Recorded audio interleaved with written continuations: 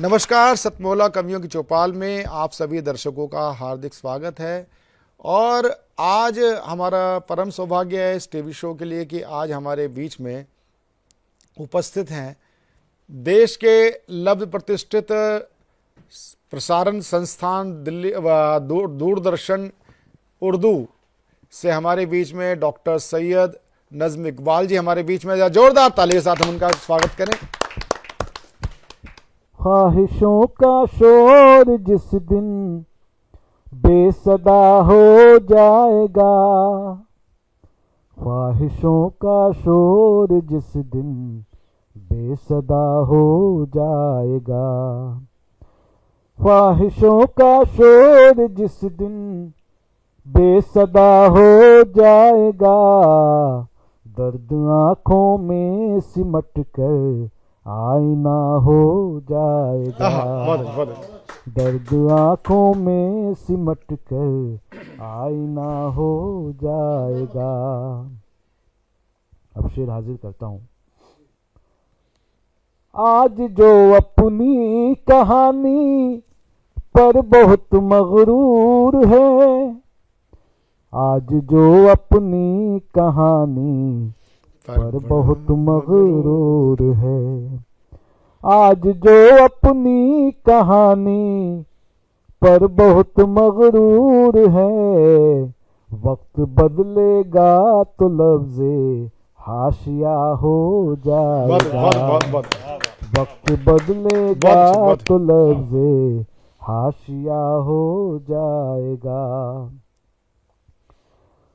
जब कदम रखेगा सू आँख की दहलीज पर,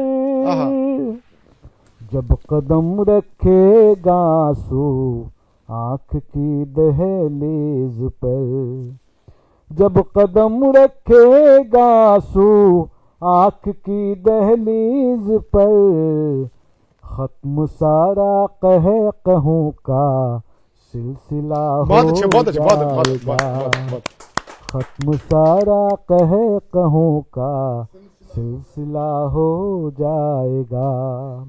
आखिरी शेर, उसके बाद आपकी ज़हमत तमाम मक्ता ही हाजिर कर देता हूँ।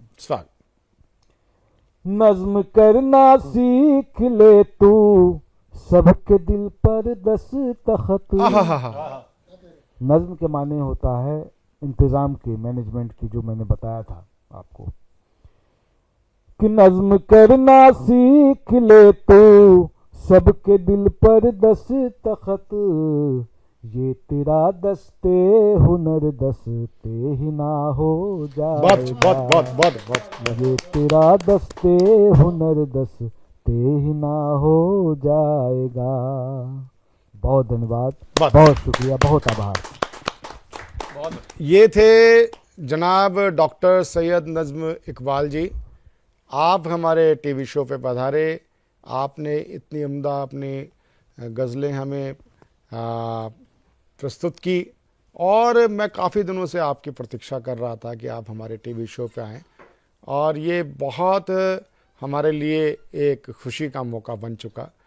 और अब मैं जिनको मैं आमंत्रण देना चाहता हूँ वह एक विशिष्ट साहित्यकार हैं। आप सभी भारतीय भाषाओं के साहित्य का संगठन है अखिल भारतीय साहित्य परिषद, और 2015 में हमने स्वर्ण जयंती वर्ष भी मनाया था और 2015 से अब हम कितना आगे आ चुके और आगे जाना है।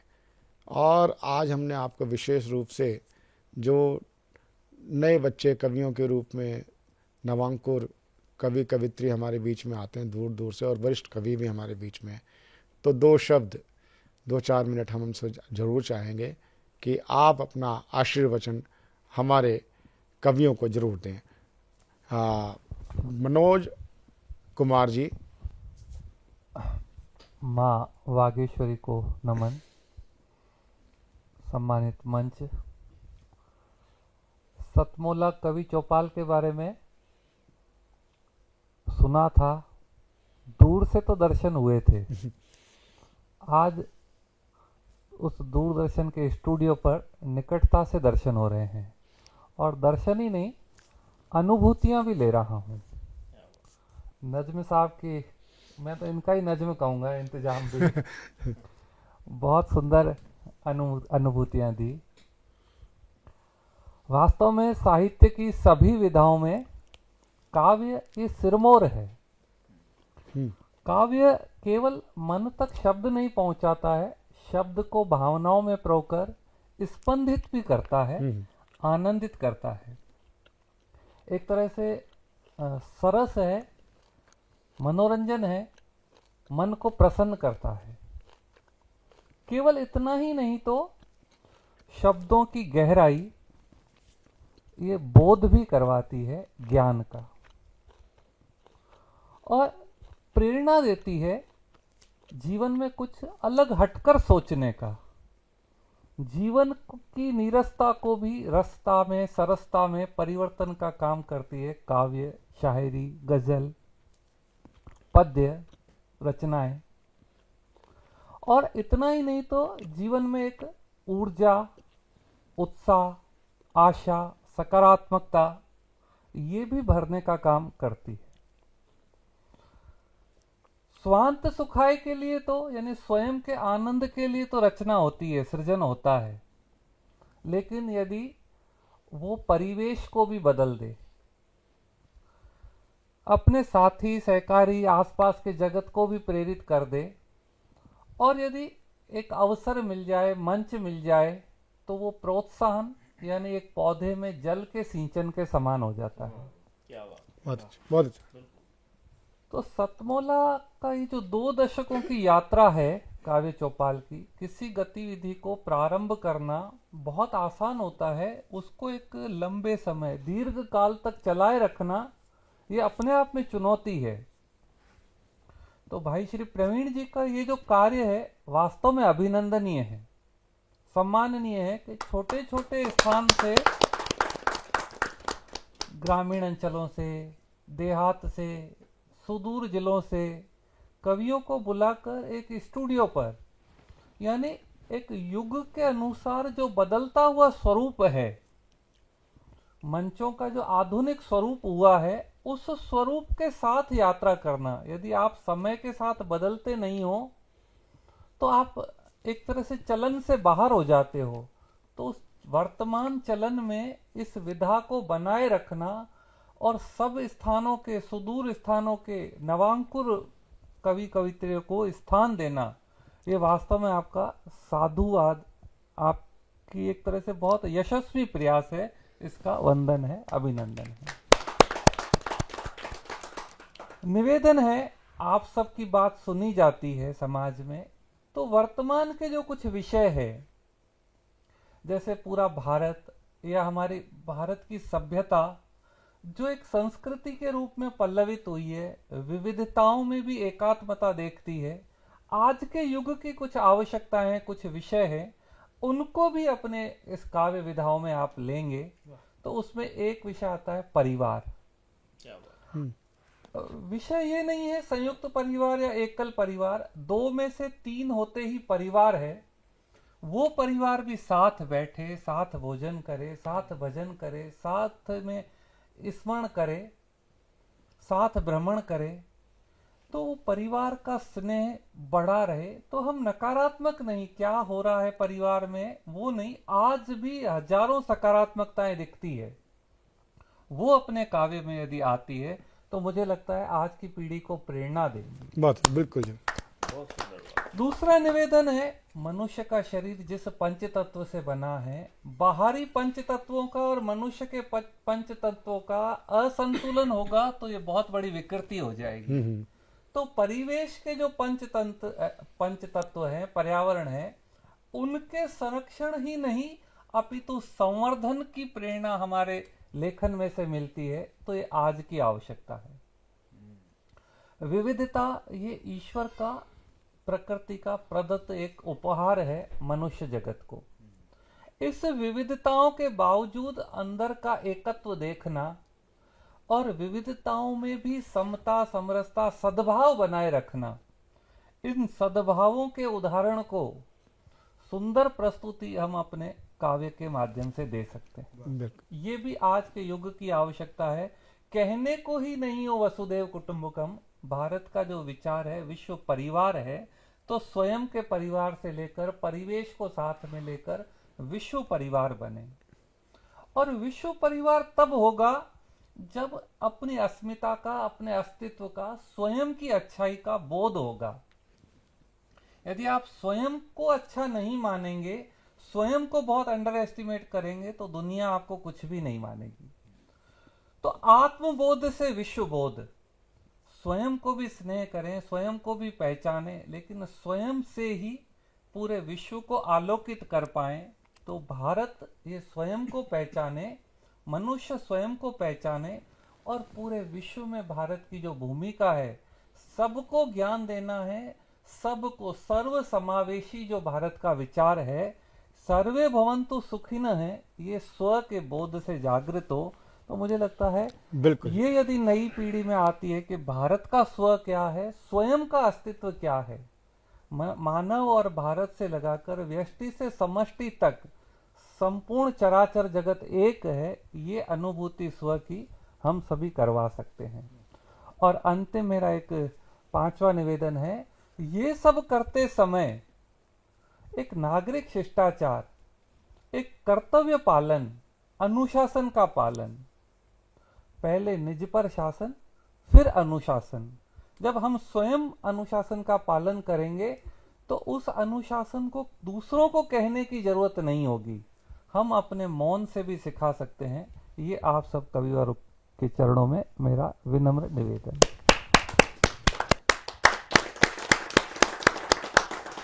साथियों, अब वक्त हो चुका है कुछ एक ऐसे विषय पर चर्चा करने का जो प्रायः देखने को मिलता है कि सुबह कहीं होते हैं और शाम की प्लानिंग कहीं और की होती है, लेकिन हम कहीं और पहुंच जाते हैं। तो ये क्या है? यह जीवन की अव्यवस्था है। शायद है कि इस अव्यवस्था से गुजरकर ही हम बीमार होते जा रहे हैं। और ऐसे गंभीर विषयों पर जब डॉक्टर आपको सलाह देते हैं, उससे पहले अगर एक साहित्यकार आपको सलाह दे, उसी में आप संभल जाएं तो ज़्यादा बेहतर है। बिना दवाओं के भी आप ठीक हो सकते हैं। और ऐसे ही साहित्य की कोशिश होती है कि समाज, देश और मन में जो व्यथाएं चल रही हैं उनको खत्म किया जाए। तो आपकी मन की व्यथा को खत्म करने के लिए हमारे बीच में आ चुके हैं ओम प्रकाश कल्याणी जी। आइए जोरदार तालियों से उनका स्वागत करते हैं। बहुत बहुत धन्यवाद। हम सभी जो महानगर में रहते हैं उनका जीवन एक बड़ा भागदौड़ वाला होता है।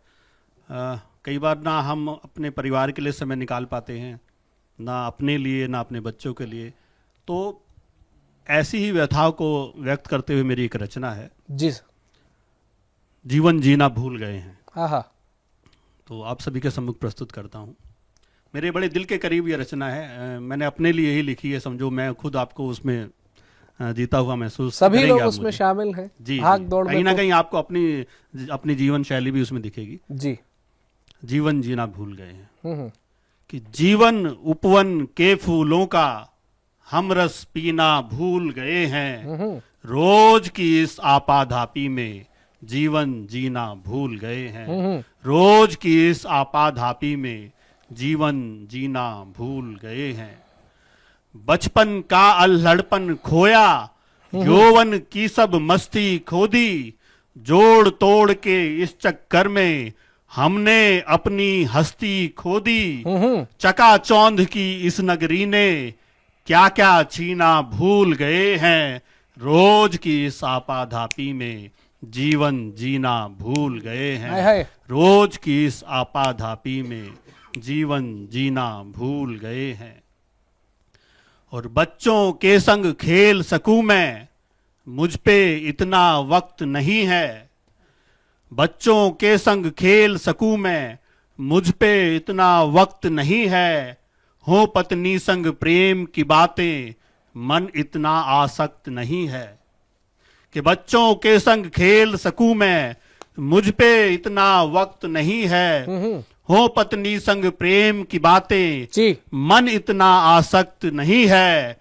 घाव लिए फिरते हैं दिल पर, उनको सीना भूल गए आहा, हैं। क्या बात है। रोज की इस आपाधापी में जीवन जीना भूल गए हैं।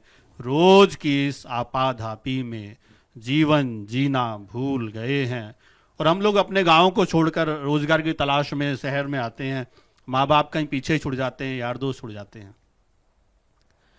मात पिता से मिलना छोड़ा, यारों की महफिल है छोड़ी।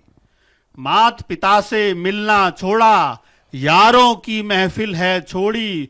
सुबह से लेके शाम तलक है, जीवन में बस भागा दौड़ी। सुबह से लेके शाम तलक है, जीवन में बस भागा दौड़ी। और पहली तारीख याद रही बस, सैलरी मिलती है उस दिन। जी जी। पहली तारीख याद रही बस, साल महीना भूल गए हैं। रोज की इस आपाधापी में जीवन जीना भूल गए हैं। रोज की इस आपाधापी में जीवन जीना भूल गए हैं। और इसका आखिरी बंद सुनाता हूं। जी। किस तरह अपने लिए भी हमें समय निकालना चाहिए कि कुछ तो वक्त निकालो खुद को, थोड़ा तो तुम खुद भी जी लो। कुछ तो वक्त निकालो खुद को, थोड़ा तो तुम खुद भी जी लो। जीवन उपवन के फूलों का, मधुर मधुर रस तुम भी पी लो। जीवन उपवन के फूलों का, मधुर मधुर रस तुम भी पी लो। सुख और दुख के बीच पड़ा जो, सुख और दुख के बीच पड़ा जो, पर्दा झीना भूल गए हैं। रोज की इस आपाधापी में जीवन जीना भूल गए हैं। रोज की इस आपाधापी में जीवन जीना भूल गए हैं। जीवन उपवन के फूलों का, हम रस पीना भूल गए हैं। बहुत धन्यवाद। बहुत ही शानदार। कहा जाता है कि जो व्यक्ति दूसरों को हंसाने का मादा रखता है वही ऐसे विषयों को छू सकता है जो आपको अंदर तक गंभीरता से झकझोर देता है। शायद आप यही कहना चाह रहे थे कि आपाधापी के चक्कर में सारा समय फिजूल गया और बाहर की पहचान बढ़ाकर मानो भीतर भूल गया।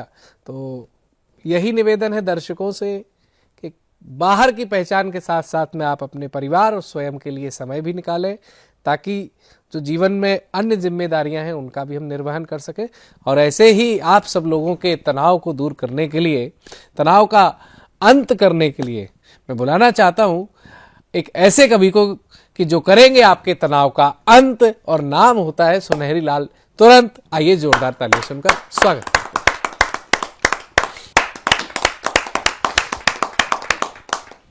सतमौला कवियों के सभी दर्शकों को बहुत बहुत सम्मान सहित प्रणाम जी। आज आपके बीच में मैं एक ऐसा हास्य का गीत लेकर के आया हूँ जी, जो वास्तव में आपको लगेगा कि हमारे बीच में से उठाया गया है। हाँ हाँ। देखिए, घर में चमचे होते हैं। हाँ, हंसने की आदत होते हैं। नहीं, याद आ गई हमको किसी की। चमचे चिमटे चमचियाँ, और होटल पे भी होते हैं। जी जी। और ऑफिसों में भी होते हैं। हाँ, यहाँ भी होंगे और यहाँ भी है ही होंगे, क्या है। हाँ हाँ।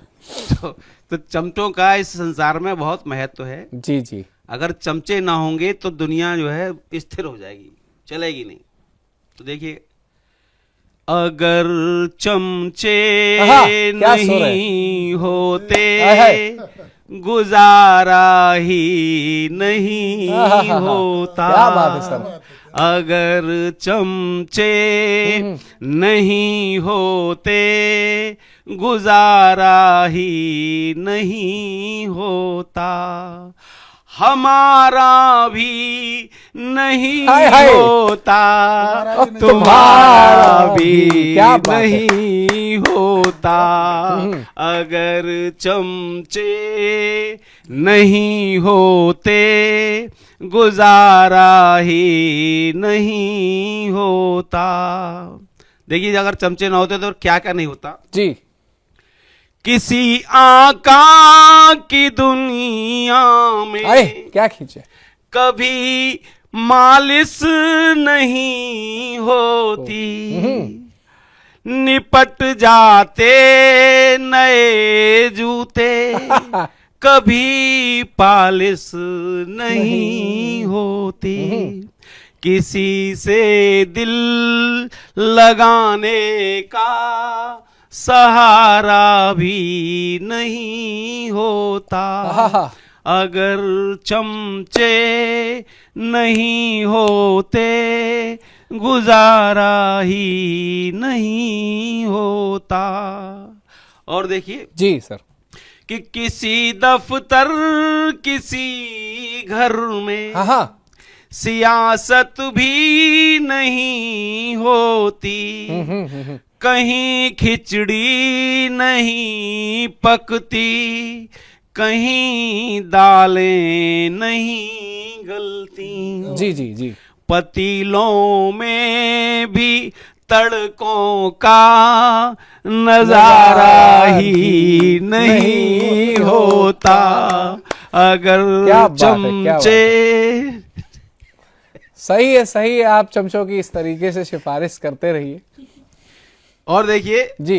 किसी डिब्बे के अंदर से हाँ नहीं मक्खन निकल पाता, जी। न रोटी ही चुपड़ पाती, न अफसर ही पिघल क्या पाता। बात है, वाह वाह वाह। किसी ने भी पतीली को निहारा भी नहीं बहुत सुंदर, होता। बहुत सुंदर। अगर चमचे नहीं होते गुजारा ही नहीं होता। और देखिए अगर चमचे नहीं होते तो और क्या नहीं होता। जी। अगर चमचे नहीं होते कहीं मोशन नहीं बिल्कुल सही, होते, बिल्कुल बिल्कुल। प्रमोशन भी नहीं होते, हाँ हाँ। डिमोशन भी नहीं बहुत सुंदर, होते। बहुत सुंदर। किसी दफ्तर में फिर कोई नकारा ही बहुत नहीं सुंदर, बहुत होता। सुंदर, बहुत सुंदर, बहुत अगर सुंदर। चमचे नहीं होते गुजारा ही नहीं होता। अगर चमचे नहीं होते कहीं व्यभिचार ना होता, कहीं घपुला की घोटाला हजारों बार ना क्या बात है, वाह होता। वाह वाह। बहुत किसी सुंदर। ने भी किसी ने माल सरकारी डकारा भी बहुत नहीं सुंदर। होता। अगर चमचे नहीं होते गुजारा ही नहीं होता। बहुत ही हमारा भी वाह वाह वाह। बहुत ही शानदार तरीके से आपने इस कविता को प्रस्तुत किया। और शुरू में लगा कि आप चमचों की चमचई करने में लग गए, लेकिन लास्ट में जाके जो रगड़ा है चमचों को कि उनके होने की वजह से ही तमाम खुरापातें भी देखने को मिलती हैं। शिट। रोहन, अभी तक पढ़ाई शुरू नहीं की ना तुमने? बालकनी का ग्लास भी तुमने ही तोड़ा था ना? तुम्हारे पापा को बताऊंगी। मम्मा, मैंने ग्लास के साथ एक फ्लावर पॉट भी तोड़ा था। हाँ? सतमोला खाओ, कुछ भी पचा।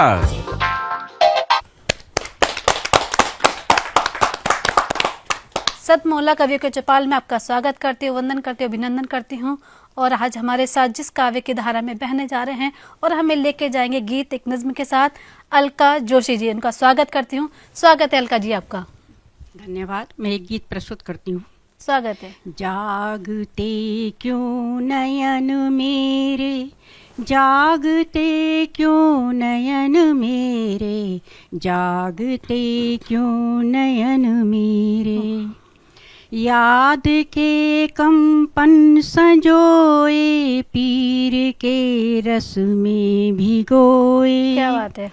याद के कंपन संजोए पीर के रस में भिगोए, रात दिन सपनों में खोए, जागते क्यों नयन मेरे, जागते क्यों नयन मेरे, याद के कंपन संजोए पीर के रस में भिगोए, रात दिन सपनों में खोए, जागते क्यों नयन मेरे, जागते क्यों नयन मेरे।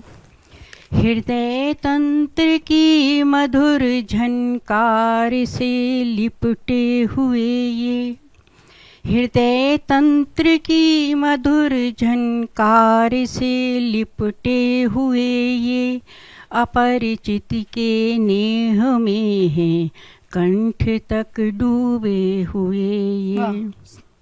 हृदय तंत्र की मधुर झनकार से लिपटे हुए ये, अपरिचित के नेह में हैं कंठ तक डूबे हुए ये। जागते क्यों नयन मेरे, जागते क्यों नयन मेरे। सांझ के अब साध को पी कर हुए उन्मत्त हैं क्यों, सांझ के अब साध को पी कर हुए उन्मत्त हैं क्यों। भोर की आशा किरण से पगे से अनुरक्त हैं क्यों, सांझ के अब साध को पी कर हुए उन्मत्त हैं क्यों। भोर की आशा किरण से पगे से अनुरक्त हैं क्यों। प्रतीक्षा प्रतिमा बने, प्रतीक्षा प्रतिमा बने क्यों, जागते क्यों नयन मेरे, जागते क्यों नयन मेरे, जागते क्यों नयन मेरे। अब मुक्तक प्रस्तुत है। वाह, बहुत सुंदर आपकी रचना, स्वागत है। सावन ने पाती लिखी बादलों के नाम, सावन ने पाती लिखी बादलों के नाम, मिट्टी में फिसलन बड़ी पाँव हो गए जाम। सावन ने पाती लिखी बादलों के नाम, मिट्टी में फिसलन बड़ी पाँव हो गए जाम। बूंदों की गठरी बांधे बेले चढ़ी मचान, क्या बूंदों की गठरी बांधे बेले चढ़ी मचान। हरियाली चला रही नैनों के बान, हरियाली चला रही नैनों के बान। क्या बात है, बहुत सुंदर, बहुत सुंदर। विवस्ताओं ने लिखे ऊर्जा को खत, पाँव के नीचे मिट्टी सिर छुपाने को छत। भूख अब आंखें दिखाने लगी है, भूख अब आंखें दिखाने लगी है, गलत रास्तों पर बेधड़क जाने लगी है, वाह। गलत रास्तों पर बेधड़क जाने लगी है। वाह वाह, बहुत सुंदर, बहुत सुंदर। वाकई में जब भूख, पेट बिलबिलाता है और भूख जब आती है तो वो फिर ये नहीं देखती कि मैं किस रास्ते पे हूँ, सही हूँ गलत हूँ, बस उस टाइम खाना चाहिए होता है। भूख होती है, भूख किसी भी चीज़ की होती है और भूख के लिए वो इंसान कई बार गलत कार्य भी कर जाता है। बहुत सुंदर आपका मुक्तक, 4 लाइनें, बहुत। तो हम चलते हैं आगे प्रताप प्रवान जी की तरफ मुंबई से, और क्या सुनाएंगे आपसे? एक शेर है और उसके कुछ अशार है, शुरुआत करता हूँ जी। मोहब्बत को याद कीजिए और खोने का प्रयास कीजिए। जी बिल्कुल। उम्मीद की बांधी हुई डोर तो अच्छी है, उम्मीद की बांधी हुई डोर तो अच्छी है, वैसे तुम्हारी कोशिश तो अच्छी है। वाह। उम्मीद की बांधी हुई डोर तो अच्छी है, वैसे तुम्हारी कोशिश तो अच्छी है।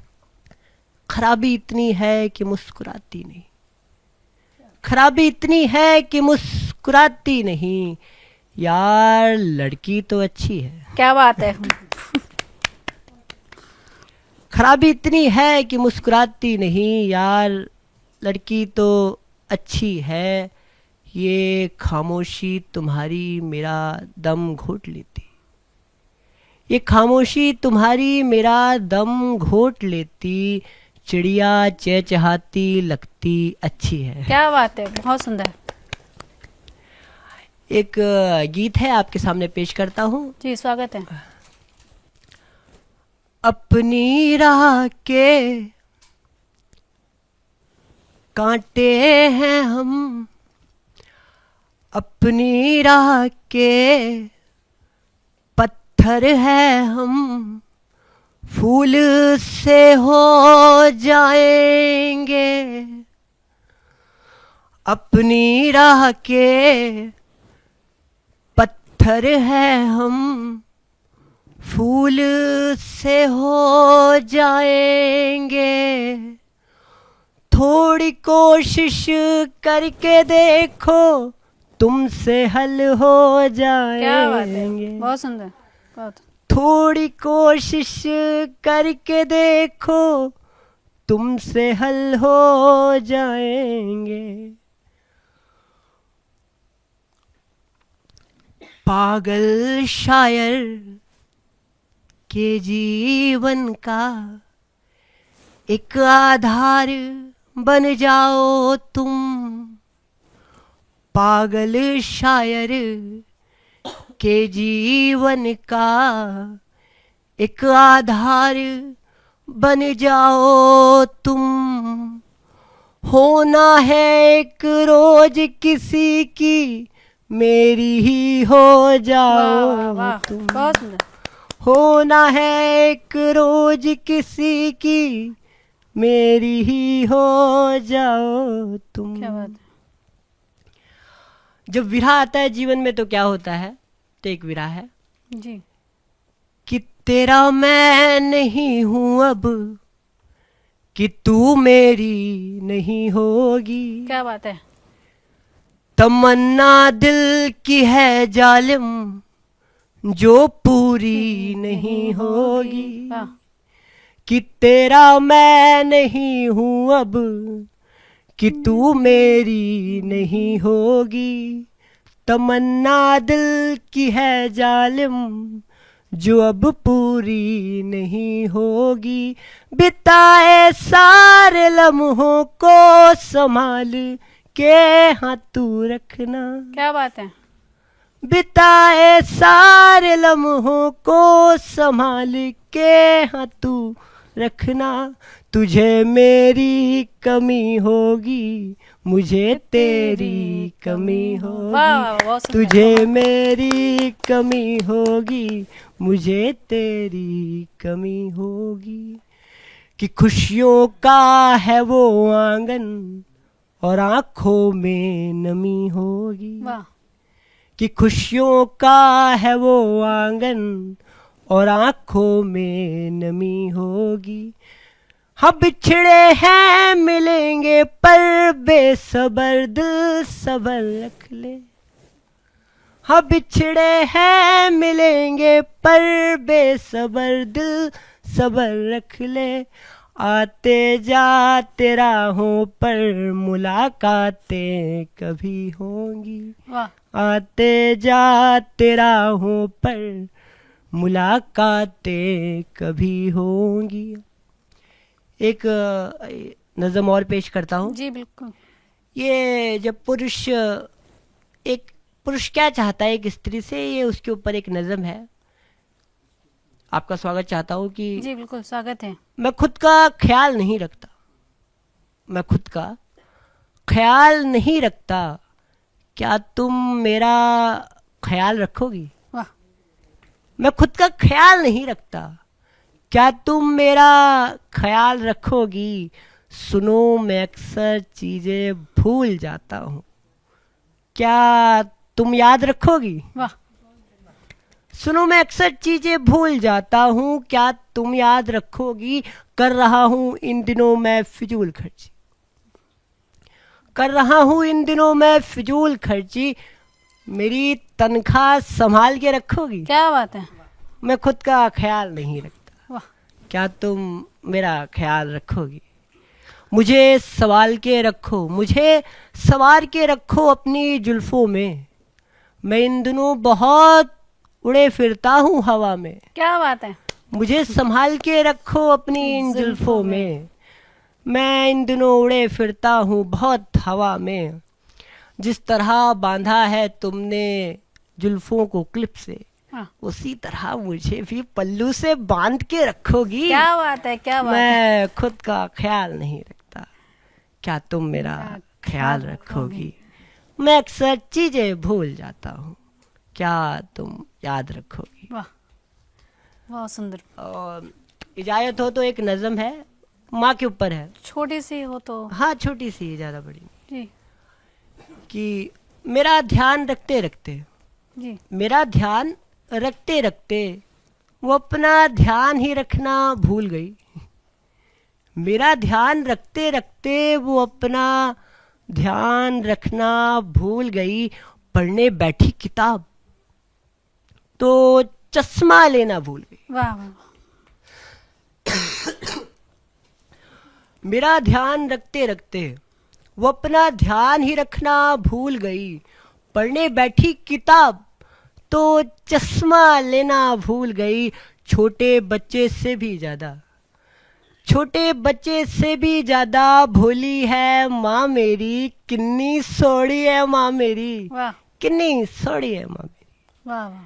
मैं नीम के जैसे कड़वा हूँ, शहद की गोली है माँ मेरी। किन्नी सोड़ी है माँ मेरी, किन्नी सोड़ी है माँ मेरी। बहुत उनके सामने कोई मुझे हाथ लगाए, उनके सामने कोई मुझे हाथ लगाए, इतनी मजाल कहाँ है जी। खुद ही कान पे 2-3 मेरे रख देती है माँ माँ मेरी। मेरी, वाह किन्नी सोड़ी है माँ मेरी, किन्नी सोड़ी है माँ मेरी। वाह वाह। बहुत बहुत शायद नमस्कार। बहुत सुंदर, बहुत सुंदर। प्रवीण जी तो हमें वाकई में बहा के ले गए, मोहब्बत में भी ले गए, विरह में भी ले गए, फिजूल खर्ची में भी ले गए। और फिजूल खर्ची को बचाती है माँ, तो उसमें क्या होता है उनको, उसमें नहीं एक चीज़, जब प्रेम मोहब्बत और विरह जब आता है तो क्या होता है, फासलों से मिलता था पहले दर्द यारो, फासलों से मिलता था पहले दर्द यारो, अब फासलों से सुकून मिलता है। दुआ करो यारो ये फासले कम ना हो, दुआ करो यारो ये फासले कम ना हो। और इन्हीं लाइनों के साथ चलते हैं हम आगे अपने नए रचनाकार के पास, जिनका नाम है आदरणीय विनय पवार जी। स्वागत है विनय जी आपका, जो हमारे साथ जुड़ी हैं गुरुग्राम से। धन्यवाद। नमस्कार आप सभी को, मंच को सादर नमन। 2 लाइनों में अपना परिचय देना चाहूँगी। जी बिल्कुल, स्वागत है। तेज बोलिए थोड़ा सा। 2 पंक्तियों में अपना परिचय देना चाहूँगी।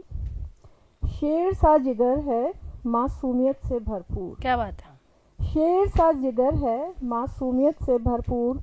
जंगली हूँ मैं थोड़ी सी, जंगली हूँ मैं थोड़ी सी, मगर तहजीब से मशहूर। क्या बात है, वाह बहुत सुंदर।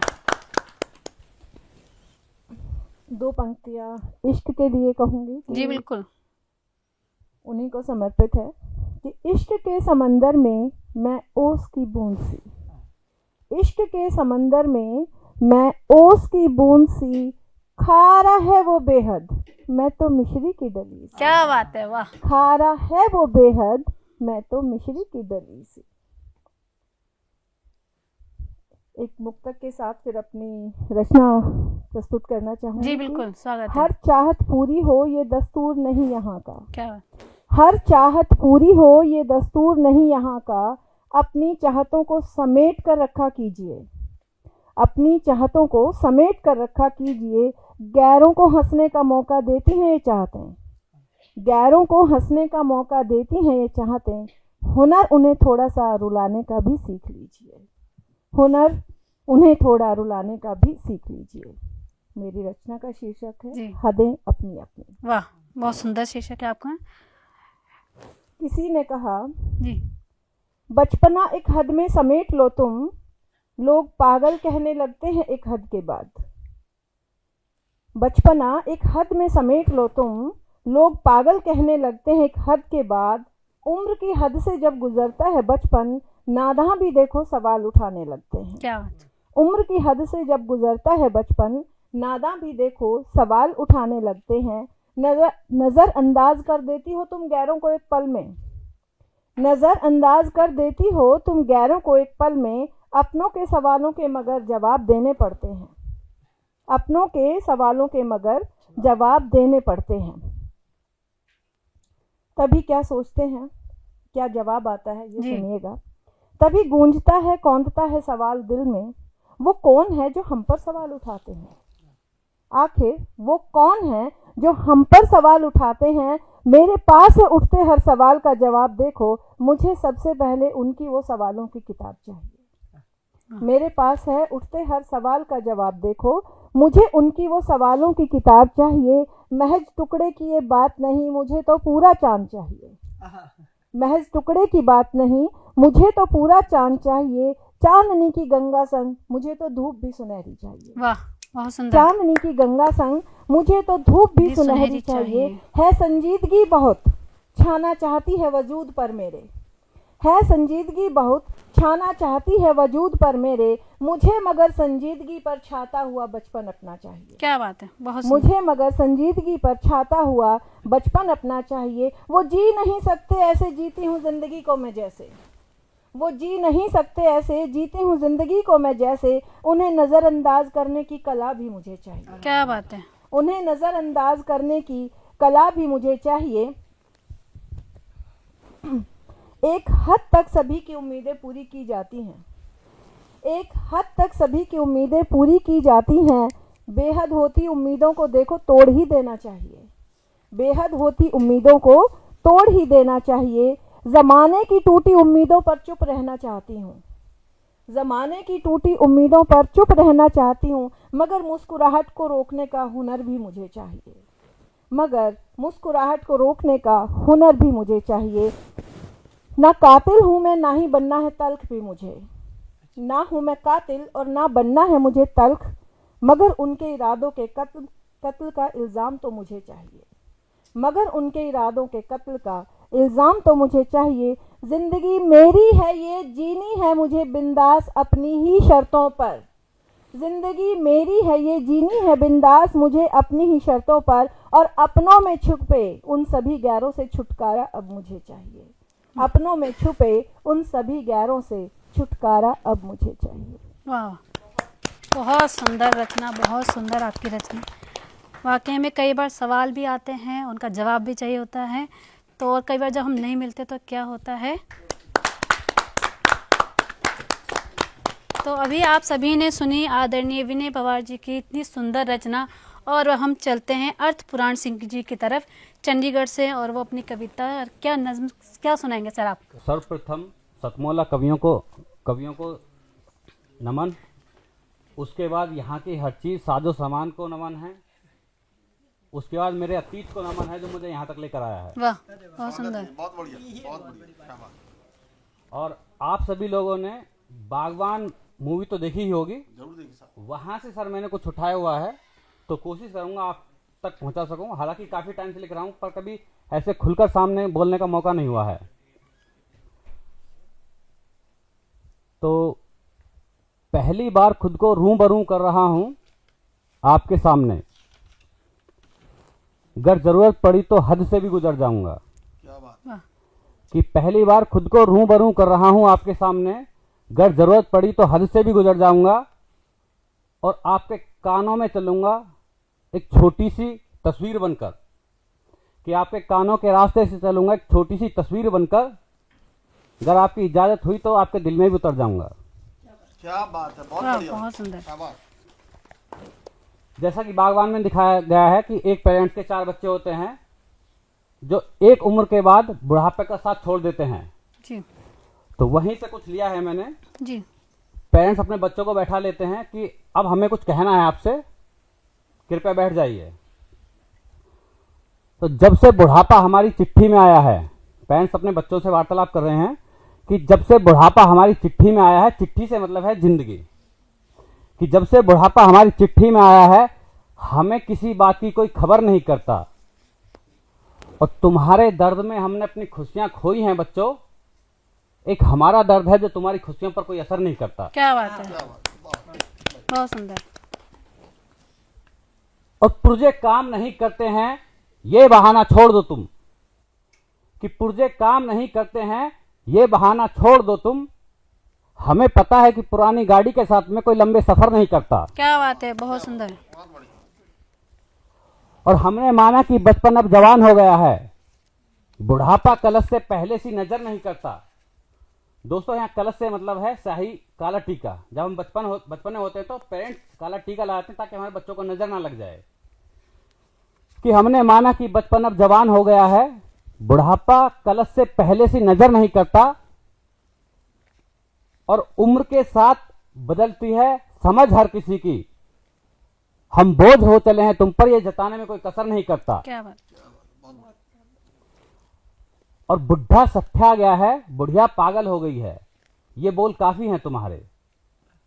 कि बुढ़ा सठिया गया है, बुढ़िया पागल हो गई है, ये बोल काफी हैं तुम्हारे। बुढ़ापे में इससे ज्यादा कोई और जहर असर नहीं करता। और एक होती है औलाद तो शायद कहीं सब्र कर लेती है जवानी। कि एक होती है औलाद तो शायद कहीं तो सब्र कर लेती है जवानी। एक से ज्यादा हो औलाद तो बुढ़ापे में कोई कदर नहीं करता। क्या बात है। और जवानी के डंक का जहर केवल उम्र दराज को ही नीला करता है। यहां इस लाइन का मतलब है सर कि जब बचपन जवान हो जाता है और माँ बाप से बहस करता है तो आखिर में माँ बाप को ही चुप होना पड़ता है। कि जवानी के डंक का जहर केवल उम्र दराज को ही नीला करता है, बुढ़ापे का कोई अमृत उसमें बसर नहीं करता।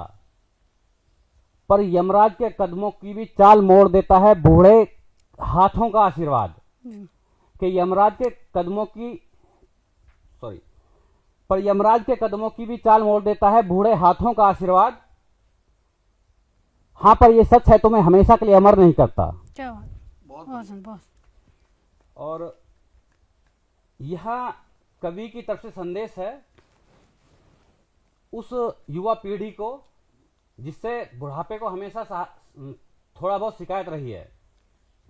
कि हालात जवानी के हों या फिर उम्र बुढ़ापे की, बचपने सा प्यार आना चाहिए। बहुत बढ़िया।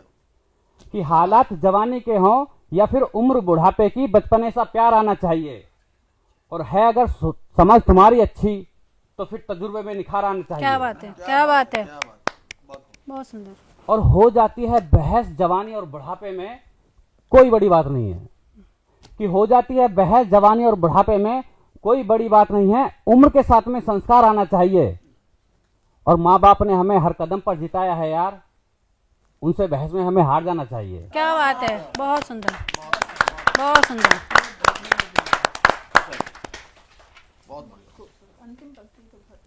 और एक है देशभक्ति जी, कहानी एक 5 साल के फौजी की। दरअसल क्या है, हमारे समाज में अभी भी कुछ हद तक वो कहावत चली आ रही है, राजा का बेटा राजा ही रहेगा और गरीब का बेटा गरीब ही रहेगा। जहां देशभक्ति की बात आती है तो गरीब सबसे पहले सीमा पर जाकर खड़ा हो जाता है। बहुत डॉक्टर ऐसे हैं जो डॉक्टरी कर रहे हैं, उनकी संतान भी डॉक्टर्स हैं। बहुत पॉलिटिकल लीडर्स ऐसे हैं जो नेतागिरी कर रहे हैं, उनकी संतान भी नेतागिरी में ही है। तो यहाँ पर एक बच्चे की ख्वाहिश रही है, एक बच्चा फौज में भर्ती हो जाता है, बहुत गरीब माँ बाप का, और उसकी शादी की तैयारी चल रहती है। हाँ, जी बिल्कुल। फिर वो भूमिका कट जाती है ना, फिर वो बिल्कुल बिल्कुल सर, छोटी रखिएगा। बिल्कुल सर जी, राइट सर, राइट सर, बिल्कुल हाँ। बिल्कुल सर। सीधा कविता से आते हैं। एक माँ कहती है अपने बच्चे की लाश को देखकर नेताओं से कि अगर कसम खाते हो देशभक्ति की तो हमारी तरह निभाकर देखो। क्या बात क्या है, बात बहुत है। बढ़िया, बहुत बढ़िया। कि कसम खाते हो देशभक्ति की तो हमारी तरह निभाकर देखो।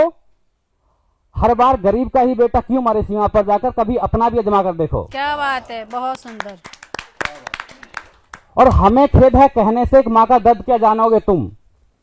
कि हमें खेद है कहने से एक माँ का दर्द क्या जानोगे तुम। बेटा नहीं आएगा कभी वापस, अब घर जाकर पत्नी को बताकर देखो। क्या बात है, बहुत सुंदर, बहुत मार्मिक रचना। और कसम खाते हो देशभक्ति की तो तुम भी हथियार उठाकर देखो। कि कसम खाते हो देशभक्ति की तो तुम भी हथियार उठाकर देखो। जाओ लड़ो सीमा पर तुम भी जनगण मन भी गाकर देखो। क्या बात है, क्या बात है। और भूल गए हो रंग रक्त का तो अपने लहू से नहाकर देखो। कि भूल गए हो रंग रक्त का तो अपने लहू से नहाकर देखो और सिद्ध करो कि देशभक्तों सीने पर गोली खाकर देखो। क्या बात है, क्या बात है। क्या बात, क्या बात, बहुत बढ़िया, शाबाश। और किससे बदले की बात करते हो। अक्सर सीमा पर जब सेना लड़ती है तो हमेशा बदले के लिए लड़ती है, तो किससे बदले की बात करते हो, बस इतना सा परिंदा है। और तुम जैसों को और किससे बदले की बात करते हो, बस इतना सा परिंदा है। तुम जैसों को जन्म दिया है जो आतंकवाद वहां जिंदा है। और माँ का दूध लजाए तुमने, बात बदले की करते हो। कि माँ का दूध लजाए तुमने, बात बदले की करते हो। अरे तुम जैसों को जन्म दिया है, भारत माँ शर्मिंदा है। और लास्ट लाइन है, और शहीदों के कफन का तुम मजाक उड़ाने आए हो। अक्सर नेताओं के लिए कही गई है कि शहीदों के कफन का तुम मजाक उड़ाने आए हो। फूंक दो ये मोटा वाला लिबास कहां से लाए हो। क्या और रो रो कर पल पल में गंगा की धारा कहती है, अरे डूब मरो चुल्लू भर में अगर भारत माँ के जाए हो। वाह, धन्यवाद। बहुत सुंदर रचना आपकी। और जो आपने माता पिता के दिल का दर्द बयां करा, वो यही कहते हैं, और जब कुछ बात होती तो यही मुंह पे आता है, शब्द मौन दिमाग शून्य हो जाता है। शब्द मौन दिमाग शून्य हो जाता है। जब रिश्तों का माया जाल बिछता है, तब हम वो दर्द सह नहीं सकते और कुछ कह नहीं सकते। जब बच्चों के रिश्ते ऐसे आते हैं तो वो बच्चे माँ बाप दर्द सह लेते हैं मगर कुछ कह नहीं पाते। बहुत सुंदर आपकी दोनों रचनाएं। और इन्हीं सिलसिले को आगे बढ़ाते हुए चलते हैं हम एक किताब जो मेरे पास है, बस दिल की आवाज़, जिसके रचयिता हैं आदरणीय प्रवीण जैन। प्रवीण जी जो हमारे साथ हैं, आज जुड़ेंगे उनके साथ, उनकी काव्य संग्रह। इस काव्य संग्रह से वो क्या सुनाएंगे, सुनते हैं। स्वागत है प्रवीण जी आपका। माँ शारदा को नमन करता हूँ, सादर मंच को प्रणाम करता हूँ, जी, आप सबकी गरिमा में उपस्थिति को प्रणाम करता हूँ, नमन करता हूँ, आप सभी का स्वागत करता हूँ। और सतमूला कवियों की चौपाल में भाई परवीन आर्य जी ने मुझे बुलाया, मैं उनका विशेष धन्यवाद करता हूँ जी। और आज एक गजल कहने का मन है। उससे पहले एक शेर याद आता है जी, स्वागत है। कि उसे फिर आजमाने का दिल करता है। क्या बात है। कि उसे फिर आजमाने का दिल करता है, झूठा ही सही वो वादा तो करता है। क्या बात है, क्या बात है। उसे फिर आजमाने का दिल करता है, झूठा ही सही वो वादा तो करता है। और एक गजल जी, कि खुदा ने हुस्न दिया है तो नजाकत भी देगा। मेरे बच्चों जरा ध्यान से सुन लो जी। कि खुदा ने हुस्न दिया है तो नजाकत भी देगा, जरा संभल संभल के चल वो सदाकत भी देगा। क्या बात है, क्या बात है। खुदा ने हुस्न दिया है तो वो नजाकत भी देगा, जरा संभल संभल के चल वो सदाकत भी देगा। और मिलाई है नजर तो इस तरह न चुरा, मिलाई है नजर तो इस तरह न चुरा, जिसने दिल दिया वो हसरत भी देगा। क्या बात है। मिलाई है नजर तो इस तरह न चुरा, जिसने दिल दिया वो हसरत भी देगा। और उठेंगे वही जो गिरेंगे मैदान जंग में। क्या बात है। उठेंगे वही जो गिरेंगे मैदान जंग में, जिसने हौसला दिया वो ताकत भी देगा। क्या बात है, वाह, बहुत सुंदर। उठेंगे वही जो गिरेंगे मैदान जंग में, जिसने हौसला दिया वो ताकत भी देगा। और खुदा ने हुस्न दिया है तो नजाकत भी देगा, जरा संभल संभल के चल वो सदाकत भी देगा। और गजल का एक शेर मेरे मन का शेर है, किसी भूखे को रोटी खिलाकर तो देख। क्या बात है। किसी भूखे को रोटी खिलाकर तो देख, जिसने नियत दी वो बरकत भी देगा। वाह। जिसने नियत दी वो बरकत भी देगा। और मत कर गुस्ताखी तू उसकी शान में, मत कर गुस्ताखी तू उसकी शान में, बाप तो बाप है हजारों नेमतें भी देगा। क्या बात है। बाप तो बाप है हजारों नेमत भी देगा, खुदा ने हुस्न दिया है तो नजाकत भी देगा, जरा संभल संभल के चल वो सदाकत भी देगा। और गजल का आखिरी शेर, बुलंदी पर पहुंचकर इस तरह गुरूर न कर, बुलंदी पर पहुंचकर इस तरह गुरूर न कर, जिसने यहाँ पहुंचाया वो रुखसत भी देगा। वाह, वाह, खुदा ने हुस्न दिया है तो नजाकत भी देगा, जरा सुंदर। संभल संभल के चल वो सदाकत भी देगा। और एक और गजल छोटी सी। जी बिल्कुल, स्वागत है सर। थैंक यू, धन्यवाद जी। कपड़े सुखाने के बहाने छत पर आया करो। जी। हाँ जी भाई साहब जरा ध्यान दीजिएगा, कपड़े सुखाने के बहाने छत पर आया करो, कभी बात कभी बेबात, कभी बात कभी बेबात भी मुस्कुराया करो। क्या हुआ? कपड़े सुखाने के बहाने छत पर आया करो, कभी बात कभी बेबात भी मुस्कुराया करो। और दिल लगी ही सही कुछ तो करो जाना। हाँ जी, दिल लगी ही सही कुछ तो करो जाना, बिना वजह बिन बात ही रूठ जाया करो। दिल लगी ही सही कुछ तो करो जाना, बिना वजह बिन बात ही रूठ जाया करो।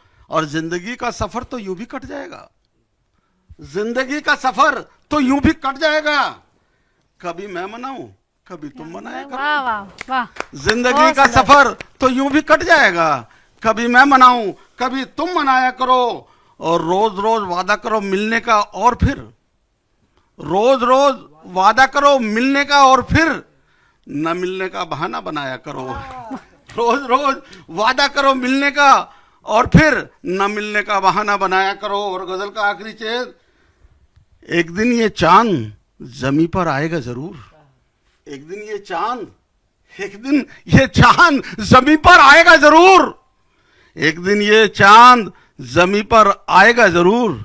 दिल तो पागल है उसे यूं भी बहलाया करो, दिल तो पागल है उसे यूं भी बहलाया करो, और कपड़े सुखाने के बहाने छत पर आया करो, कभी बात कभी बेबात भी मुस्कुराया करो। दिल लगी ही सही कुछ तो करो जाना, बिना वजह बिन बात ही रूठ जाया करो। थैंक यू, धन्यवाद। बहुत सुंदर, बहुत आशिकाना अंदाज इन्होंने जो करा है, छत का बुलाया है। बहुत सुंदर रचना आपकी, इतनी सुंदर रचनाओं से आपने हमें नवाजा और इतने आशिकाना अंदाज आपका था। तो इसी के साथ हम अपना ये शब्द खत्म करते हैं और मिलेंगे एक नए रचनाकारों के साथ ब्रेक के बाद।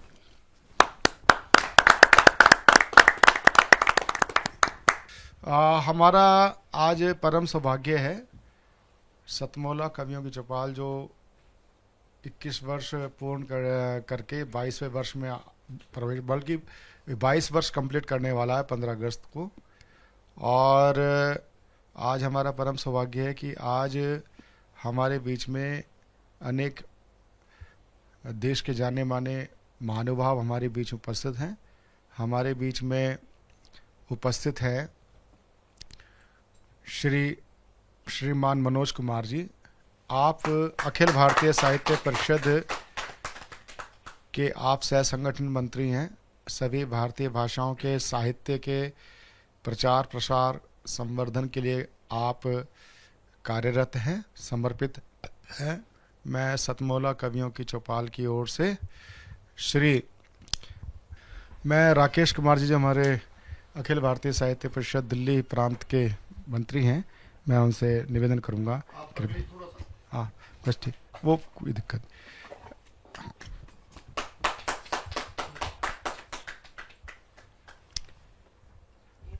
ठीक, नहीं रहने दो। अब मैं हमारे बीच में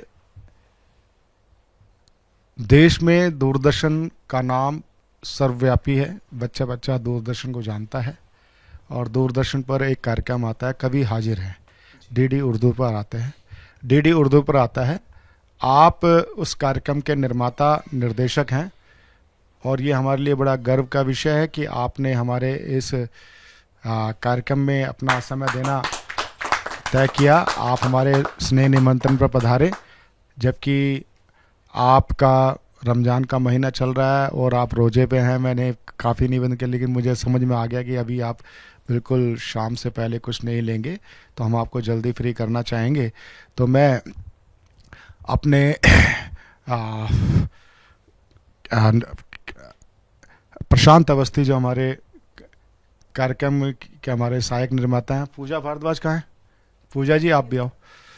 मैं दोनों से निवेदन करूंगा, कृपया डॉक्टर सैयद नज़्म इकबाल जी को सम्मानित करके जोरदार तालियों के साथ। अब मैं एक एक कवि को बुलाऊंगा और ये हमारे बीच में राज्यसभा सचिवालय के संयुक्त सचिव श्री निदेशक श्री ओम प्रकाश कल्याणी जी भी आ गए हैं, सुप्रसिद्ध हास्य कवि भी हैं। आइए आइए। हाँ, तो मैं श्रीमान मनोज जी से निवेदन करूंगा कि आप ओम प्रकाश कल्याणी जी का स्वागत करें। कप ठीक, हाँ ठीक। मैं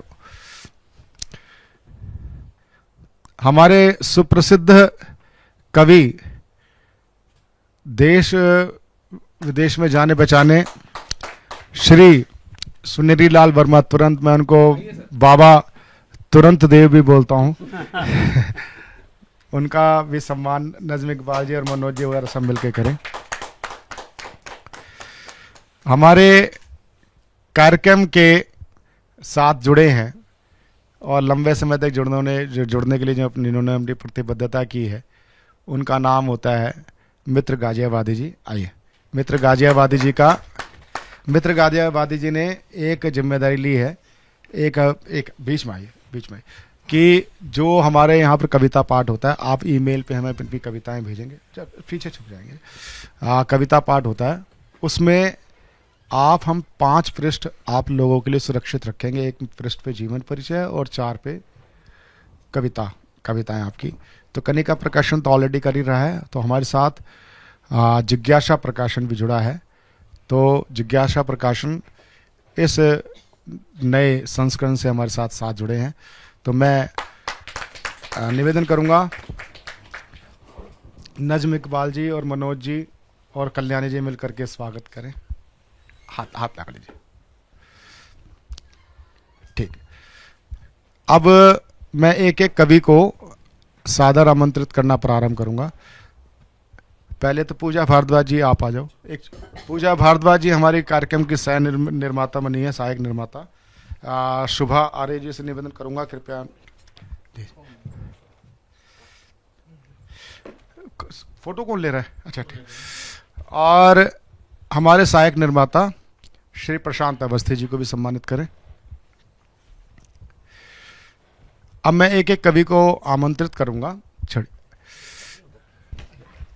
अंजू डागर जी ग्रेटर नोएडा से सब ये सब हाथ लगा लीजिए। मैं मुझे बीच में हटने दो। हैं किस अंजू जी की बुक्स भी ये करते हैं।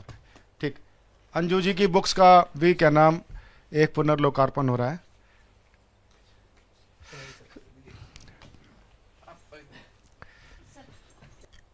चलिए बहुत बहुत तालियां भी बजाते रहे जो है। हमारे बीच में नीतू कुमार नीता जी रोहतक से पधारी हैं। जा आप बस ठीक है, आइए नीतू जी, ये चलिए आइए। जल्दी आओ लीलू जो, जल्दी आओ। लो जी पकड़ाइए, जैसा आप सब साथ पीछे हो जाओ बेटा, पीछे हो जाओ। लीलू जी रुद्रपुर से हमारे बीच में आई हैं, आपका स्वागत है। आइए आगे। प्राणेश्वर शर्मा जी ज्ञानेश्वर आप जयपुर से हैं, आप हमारे साहित्य परिषद से भी जुड़े हुए हैं। और हमारे सामने हाथ लगाइए। मनोज जी, मित्र जी आप इधर आ जाओ, बहुत जी आप इधर आ जाओ, मेरे साथ आ जाओ, इधर मेरे साथ आ जाओ। अगले आए जी, चलिए अगले आए, आओ जी।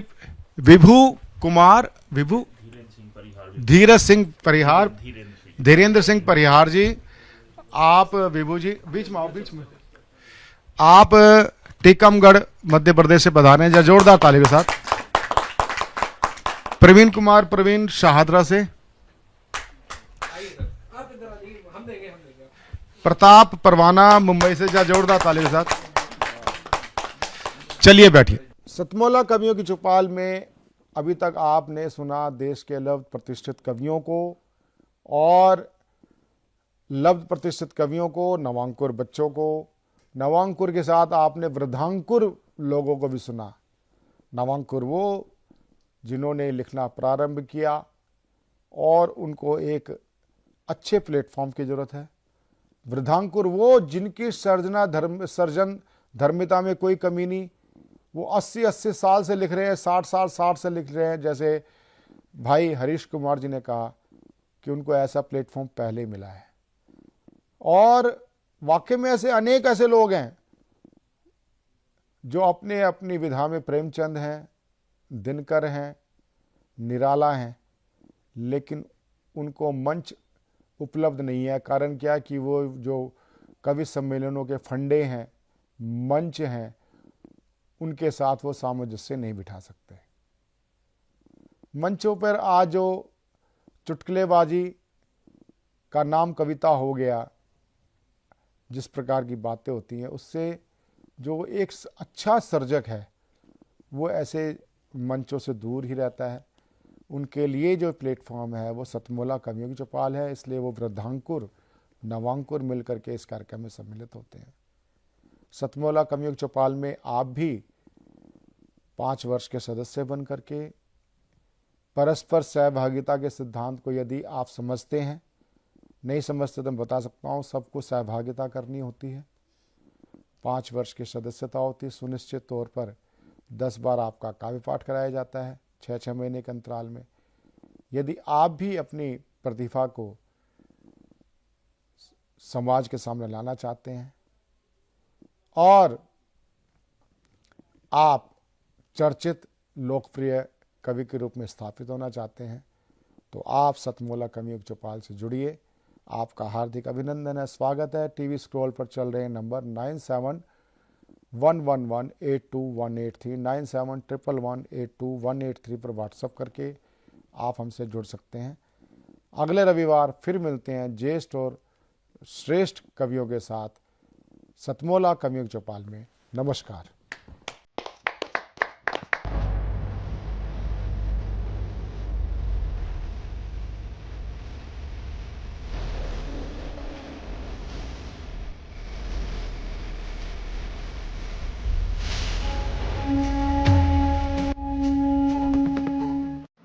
सीएम साहब, हमारे 30 विधायक अपोजिशन पार्टी में चले गए। अब आप सीएम नहीं रहे।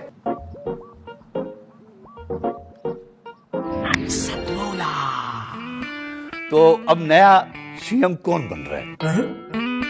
चल सतमोला खाओ, कुछ भी पचाओ।